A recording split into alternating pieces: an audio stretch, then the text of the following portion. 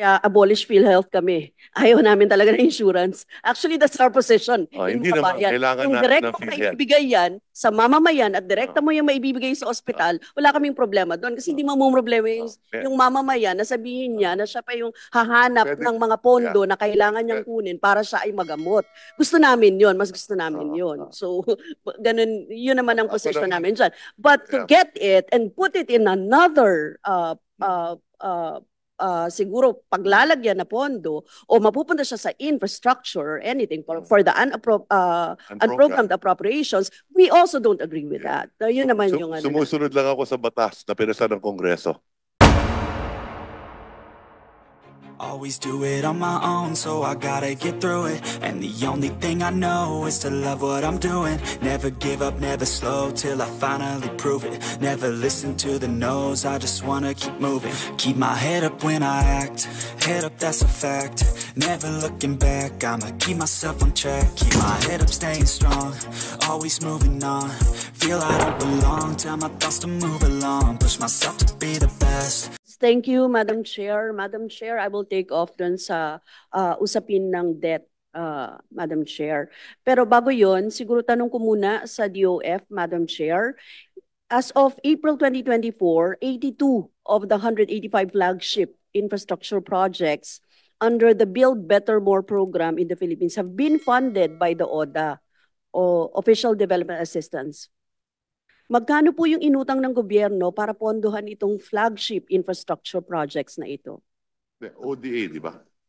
Can you repeat your question just to be sure? Yes, Madam Chair, my question is, magkano po yung inutang ng gobyerno para pondohan yung mga flagship infrastructure projects na ito? 82 kasi yan ang claim. Nasa ano nyo po yan? Nasa website nyo po yan. Yung DOF website ang pinanggalingan ng 82 out of the 185 flagship projects. I believe those are the PPP projects. IFE. So NADA, I believe NADA would. Okay. Yeah, okay. So for 2023, project loans is about total, hindi lang ito flagship project. Okay? Total project loans is 135 billion in 2023 and about 68 billion in 2024. So the last 2 years, roughly 205 billion. 205 billion. For the total. Last 2 years, that's the total of all project loans. So, Madam Chair, ang tanong ko dito, meron po ba kayong konkretong data on the economic returns nung past infrastructure projects funded by these loans? Mr. Chair, kasi kanina po, nabanggit nyo kanina na pinapakinabangan nito ng mga tao, it is in the best interest of the Filipino people, na nagkakaroon tayo ng mga info projects like this, at may return ito. So ano specifically, Madam Chair, ang return, economic returns nitong mga projects na ito? Essentially, hindi natin uutangin yan kung hindi papasa sa economic internal rate of return of roughly 10%. So some are higher, the minimum is 10%. The economic internal rate of return. Minimum. Minimum 10%, yes. Madam Chair. So Madam Chair, ano ibig sabihin nun? Parang halimbawa, kung ako si Juana na gusto kong malaman ano yung return nito sa akin, bakit kailangang pondohan itong in mga infrastructure projects na ito na bilyon-bilyon ang inuutang, 'di ba? Tapos paano ang balik sa akin nitong mga proyekto na ito? Madam Chair. Okay, halimbawa yung Bataan-Cavite Interlink Bridge. That is a foreign assisted project. Mga 180 billion yan. It will take about 4 or 5 years to finish that. Mapapabilis yung biyahe mo mula Cavite hanggang Bataan o Bataan papuntang Cavite. So makakabawas ka sa gasolina. Mababawasan ang traffic sa Metro Manila. Pag tumaas ang gasolina, tataas din ang, di ba, Madam Chair? Ibang usapan naman yun. Yes. So the point is, kung hindi mo ginawa yung tulay, at tumaas pa yung gasolina, mas malaki ang gastos mo. Yes, Madam Chair, meron bang report on the economic, specific, no, concrete data on economic returns ng mga ganitong infra projects? So far, kung hanggang saan lang po, halimbawa, kung 82 lang yan na binabanggit ninyo, meron bang mga specific reports on that? So again, the threshold is, we do not approve projects if the economic internal rate of return is below 10%. So in many instances, it's much higher than that. But So, that is the threshold. kailangan assured ka na, Madam Chair, ng 10%. Parang That's ganyan, right. ano? That's correct. If I may interject, what about those DOH loans that were incurred during the pandemic, particularly for vaccines? Wala nang, And- I don't think they computed the economic internal rate of return of that, because you have a pandemic and we had to. That's probably the highest economic internal rate of return. No. But let me continue. Let me continue. But there were many We're vaccines. saving lives, No, right? yes, absolutely. But there were many vaccines that expired na hindi nagamit. And so these were some of the findings as a result of our 4 oversight hearings 3 weeks ago. So, I mean, in fact, ipapagpatuloy ang mga hearings na yon sa Committee on Public Accounts.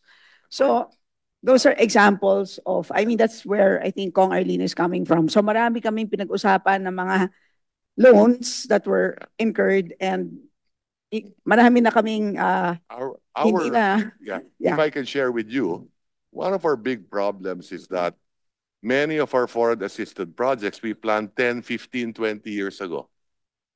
And hanggang ngayon hindi pa natatapos. So the problem is in execution. And that's what we're trying to do. We're trying to execute these projects faster. Okay? So halimbawa, yung mga foreign assisted project na nasa program, pinipilit namin mapondohan nasa program, because we do not want these projects to be delayed further. They've been in the drawing board for the last 10 years. So may mga opportunity cost yan. Mas malaki pa yung opportunity cost kaysa doon sa interest ng mga yan in many instances. Right? And that's why we're looking for resources and revenues that can support us releasing these funds. Madam Chair, my question is very simple lang naman, ano, Madam Chair. So, pag can the DBCC provide concrete data on the economic returns? So, Madam Chair, kung if it is 82, then ganun po. Tsaka, sana hindi nyo kunin yung time ko. Meron pa akong 2 tanong. Nakapatay naman yung time versus. Yes, please proceed. Thank you, Madam Chair. I-provide na lang po yung data, Madam Chair. Now, Madam Chair. Maybe the NEDA can provide you the Yes, data. oo, Madam Chair. Hindi na sa DOF. Madam Chair, maglalaan ng 848 billion ang gobyerno para sa 2025 para sa interest payments ng mga utang ng gobyerno. Tumaas ito ng 177.6 billion kumpara sa 670.4 billion ngayong 2024. Siguro i-check na lang ng DOF kung yung numbers. Despite these payments, the national government's outstanding debt is projected to rise to 17.4 trillion by the end of 2025. Now, how does the DBCC justify the continued borrowing for infrastructure projects in light of the already high national debt? Ang taas-taas na ng utang natin eh. So magbaborrow ka pa for infra projects. So yun po yung gusto namin itanong sa DBCC. We are not borrowing just because of the infra projects. We're borrowing. Those infrastructure projects are important so that we can create jobs, increase people's incomes, and reduce poverty. That is the end game. Now, by 2028, the total debt will roughly be 20 trillion, but the total economy will be 37 trillion. So today, the economy is roughly 26.5 trillion. So lumalaki yung utang, pero lumalaki din naman yung ekonomiya natin at nababawasan ang kahirapan. Di ba? Pero Madam Chair, di ba, kung ngayon, bawat Pilipino may utang na 136,543, hindi naman yun nababawasan, lalaki din yun sa 20 trillion na sinasabi ninyo by the end of 2028. At Madam Chair, gusto ko rin itanong, bakit yung Marcos administration, Marcos Jr. administration, ay siya yung pinakamalaki, no? Ang inutang compared to the 3 previous administrations. Let me give you background on that. You 20 years to Marcos Sr. No. Let Marcos me give Jr. you background from the 70s to the 80s. So yung 20 years ni Marcos Sr., mas malaki ang inutang ni Cory in 5 years. Tapos naman yung inutang ni Cory at inutang ni Marcos Sr., pagsama mo yung dalawa, mas malaki yung inutang ni Ramos. Pero lumalaki din yung ekonomiya. Okay? So yung inutang naman ni Ramos, ni Cory at ni Marcos, and remember in 1992, first time I got into Congress, the budget was only 200 billion. Today it's at 6 trillion. Okay. So, going back to what I was saying, so yung inutang naman ni GMA, mas malaki kaysa kay Ramos, kay Cory, kay Marcos combined. Same thing today. Yan din ang mangyayari. Pero ang mahalaga, as you mentioned earlier, kung ang utang natin by the end of 2024 is 16.1 trillion, the economy will be 26.5 trillion. Okay, so lumalaki din. Ang ekonomiya last year, ang utang was 14.6. Ang ekonomiya naman 24.3 trillion. So by next year, yung utang magiging 16.1, pero yung economy 26.5 trillion by the end of next year. So again, fast forward to 2028, ang nakikita namin, the total debt will roughly be 20 trillion and the economy will roughly be 37 trillion. So lumalaki din yung income ng Pilipino, lumalaki din yung ekonomiya natin, mababayaran natin yung debt to GDP, magiging 57% by 2028. So ang deficit natin, halimbawa last year nasa 6.1%, this year magiging 5.7, magiging 5.2, magiging 4.7, magiging 3.8. Pababa ng pababa. Kaya yung debt to GDP, bababa din. Yes, Madam Chair, pero dapat gumaganda yung buhay ng mga mahihirap. Diba? Mas marami tayong mahihirap na natutulungan. Plus at the same time, yung Madam Chair, gusto ko lang tanungin na di ba dapat nagbabayad ka ng utang para matapos yung utang mo? Hindi ka nagbabayad ng utang para lumaki ang utang mo. Okay, let's put it this way. In 2005, the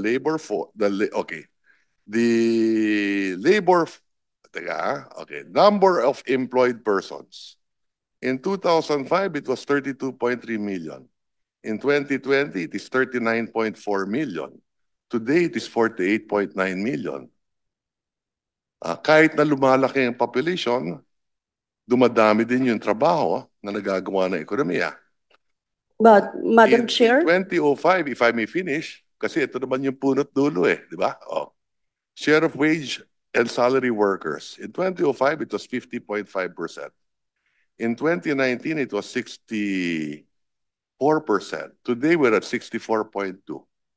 So 2/3 are already in the formal sector. Okay? Unemployment rate is down to 4%. Number of unemployed persons in 2019, it was 2.3 million. It's down to 2 million. Underemployment is down. So all the data, including poverty statistics, poverty went down by 2 million in the last 2 years. Our target is to reduce it further to 9% by 2028. Ibig sabihin, kailangan makagraduate is about 2.5 million every year. Tumaas ang standard of living nila, mawala sa poverty threshold. If we grow by 6 to 7% on the average between now until 2028, we will be able to achieve that. The data shows it. Nag-uumpisa na tayo. And by 2030, the Philippines will be the 30th biggest consumer market. By 2030. Yes, Madam Chair, hindi na ako makikipagdebate doon sa statistics na meron kayo for now. But the employment, I would like to siguro mag-comment lang ako doon kasi yung kind of jobs din na meron tayo ay hindi rin naman ganoon ka-favorable for At ang pinaka-indication nga ay hindi tayo makapagbigay ng substantial na taas ng sahod ngayon sa ating mga formal workers. So that is very evident of how our economy is right now. So, Madam Chair, parang ang base dito sa sinasabi na hanggang 2030, etc., ng mga details on economics, yan po yung meron tayo. And ang mga nagsasabi na gutom sila, one out of 3 Filipinos, di ba, na nagsasabi na gutom sila sa ngayon. So, mahirap yun. Tapos may stunted. Yung mga bata, malnourished. So, may mga ganun tayong mga problema, We're aware Madam of that, Chair. So, and that's why we're addressing them. yes, Madam Chair. But, Madam Chair, I will go back to my point kasi yun naman yung gusto kong puntuhin, Madam Chair, sa Marcos Jr. administration on the borrowings, Madam Chair. Kasi yung panahon niya ay 204.7 billion over 23 months ang inutang. Si Duterte, 95 billion over 72 months. Si Aquino, 19 billion over 72 months. Si Arroyo, 21.2 billion over 114 months. So, which is, sinabi nyo rin naman po kanina na merong ganon, pero parang ang pinakamalaki pa rin, overall, within 23 months, ay yung panahon ngayon ni Marcos Jr. Nominal. Malaking porsyento na tinatanong ko po kanina, let me finish po. Tinatanong ko kanina, yung inutang sa bansa napupunta saan? Sa infrastructure mainly. How many percent ang napupunta sa infrastructure para sa Build Better More ng Marcos Jr. administration? That was my question, Yes. Madam Chair. Well, we can say that the deficit is 1.5 trillion. So kung inutang natin yan, we could say that that is going to infra, or we could say that that is going also to human resource development. Or it could be a combination of both.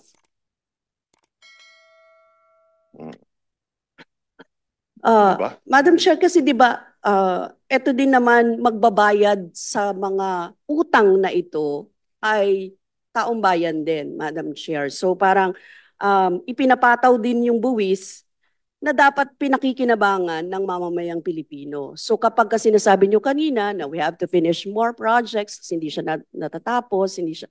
So parang 'di ba, left tayo doon sa ganung na paano talaga ito napapakinabangan exactly ng mamamayang Pilipino.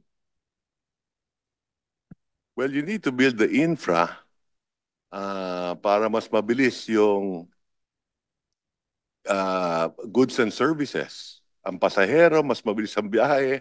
Ang pagnegosyo, mas mabilis. Ang pagtakbo ng goods and services, mas maganda umikot yung ating ekonomiya. Kung masyadong traffic, mahirap ang buhay. So that's why we're building also all the infrastructure projects, di ba? And that's why we're doing a subway. That's why we're doing railways, additional railways. So kasama na lahat yan. Yun lang, Madam Chair, kasi ang sample natin dyan, halimbawa kung infra sa flood control projects, how is it? Binaha naman tayo. Binaha naman tayo nung nakaraan. So parang, di ba, Madam Chair, mas malaki pa nga yung baha ngayon kesa nung nakaraan. Mas madami pa yung napunta sa, in fact, sa Marikina, mas marami yung napunta po sa 31,000 yata ang naka-ano sa kanila, nag-evacuate, nasa centers. So, Madam Chair, you're having flood control projects, you have 200 plus billion. Yun po yung sinabi, di ba, sa SONA. Then ngayon, binaha tayo, ganito yung yung pumping stations natin, yung iba hindi gumagana, pero 700 million. I mean, tinanong ko po, yung kung magkano yung pumping station, etc., etc. I totally share your concern. I think we can do a better job as far as flood control is concerned. So I'm one with you. Yes, Madam Chair. Anong masasabi ko doon? Anyway, Madam Chair, yun lang. Siguro, Madam Chair, i-submit yung mga, sabi nga natin may economic return ito at dapat napapakinabangan ng sambayan ng Pilipino. At gusto natin talaga makita to sa konkreto, Madam Chair. And Madam Chair, bago ko matapos, siguro yung familiar naman, Madam Chair, ito yung controversial, yung sa PhilHealth, no? Kasi I would like to ask sana dito sa and baka wala ng ibang time, pero baka sa plenaryo ko na ito matanong ng buong buo, kasi I have many questions on that. Baka ang kailangan ko na lang pong malaman ngayon, sa PhilHealth, may excess funds, sa issue ng PhilHealth, yung 89.9 ay nasa treasury niya, right? No, Wala pa. Okay. 20 billion pa lang. 20 billion pa lang. 20 Okay. billion. Yung sa PhilHealth. Are there other GOCCs na may excess funds Yes. na ibinigay na Yes. sa treasury? Yes. What are PDIC, those? 80 billion na. 80 billion na. PDIC, Philippine Depository Insurance Corporation. Dalawa lang naman yung agency, PhilHealth at saka PDIC. What about SSS, GSIS, etc.? But they have excess funds.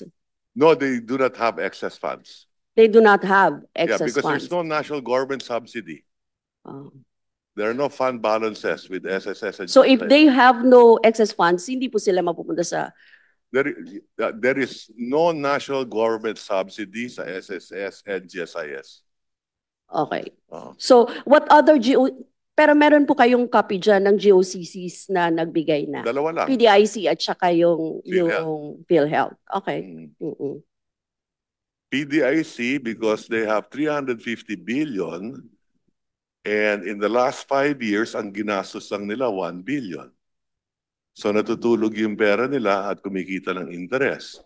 Ang tansya namin, base sa computation ng reserve fund nila, ang kailangan lang nila, very conservative pa, is about 230 billion. So pinabayaan namin yung 230. Kahit na 1 billion lang ang ginastos nila in the last 5 years. At maganda naman, in the presentation earlier made by the Bangko Sentral, yung capital adequacy ratio ng mga bangko natin nasa 16 to 17%, more or less. So maganda tayo ng bangko. So wala rin problema ang PDIC. So Madam Chair, yun na lang yung sa GOCCs listing pa nila na merong excess funds. I'm sorry? May excess funds pa po ba na GOCCs? Dalawa lang Just ang the nagbigay sa inyo, pero meron pang mga... Just the two. Hindi. Only Meron pa PhilHealth pong mga and- GOCCs na... Just PDIC and PhilHealth. Hindi, GOCCs, listing of GOCCs na may excess fund. Wala na nga eh. Dalawa lang eh. Dalawa lang. Yes. And only with government subsidy. Is that correct? For PhilHealth, yes. PDIC, nagbibigay ng dividendo din yan. Okay? So, PDIC lang at saka Yes. PhilHealth. yes. So- In terms of fund balances, yes. And the PhilHealth is under question right now dun sa... The PhilHealth Diba? will still have 500 billion. Ang kinikita ng PhilHealth sa isang taon, ngayon, mga 250. Ang gastos nila, roughly 150. So this year, kikita ng 100 billion yan. So yung 500 lang, magiging 600 next year. Tapos ganun ulit, may 250, more or less ang gastos 150. At nag-umpisa naman yan, kumita ang PhilHealth nung panahon ng pandemic. Dahil Yes. sinalo lahat ng national government eh. The reserve fund is an emergency fund na dapat ginamit din nung panahon ng pandemya. Hindi ginamit nung panahon ng pandemya. In fact nga, national government nagbayad lahat ng frontline workers eh. Pati lahat ng tawag dito, bakuna for during the pandemic. Including the tests. Yeah, well, no, hindi lang yung the test. What do you call this? The vaccine. Ni isang kusing walang ginastos ang PhilHealth dun eh. Yes, precisely po kasi kaya abolish PhilHealth kami. Ayaw namin talaga ng insurance. Actually, that's our position. Hindi naman kailangan Kung natin direct ng mo PhilHealth. maibibigay yan sa mamamayan at direkta mo yung maibibigay sa ospital, wala kaming problema doon. Kasi hindi problema yung mamamayan na sabihin niya na siya pa yung hahanap Pwede. ng mga pondo na kailangan niyang kunin para siya ay magamot. Gusto namin yun. Mas gusto namin yun. So, ganun, yun naman ang position namin dyan. But to get it and put it in another siguro paglalagyan na pondo o mapupunta siya sa infrastructure or anything for the unprogrammed appropriations, we also don't agree with that. So, yun naman yung ano. Sumusunod lang ako sa batas na pinasa ng Kongreso. Yes. Yes, Madam Chair, hindi ko naman sinasabi na ano. Pero yun ang position po namin kasi sa mga kabayan, if it is better for us na Kung isa kami ng oo, Kongreso, na ibalik yan, diretso. babalik namin. Na diretso sa mga ospital at talagang pinapakinabangan kasi hanggang ngayon naman, yun ang problema talaga ng mga ordinaryong mamamayan natin na out-of-pocket expenses pa rin sila, namumroblema sila ngayon, etc. Ganon, Madam Chair. And Madam Chair, siguro that's my last ano na lang. So dalawa lang pala, no, Madam Chair. And the controversial issue on the PhilHealth, siguro sa plenary ko na lang yan i-discuss. Thank you, Madam Chair. Thank you. Eh,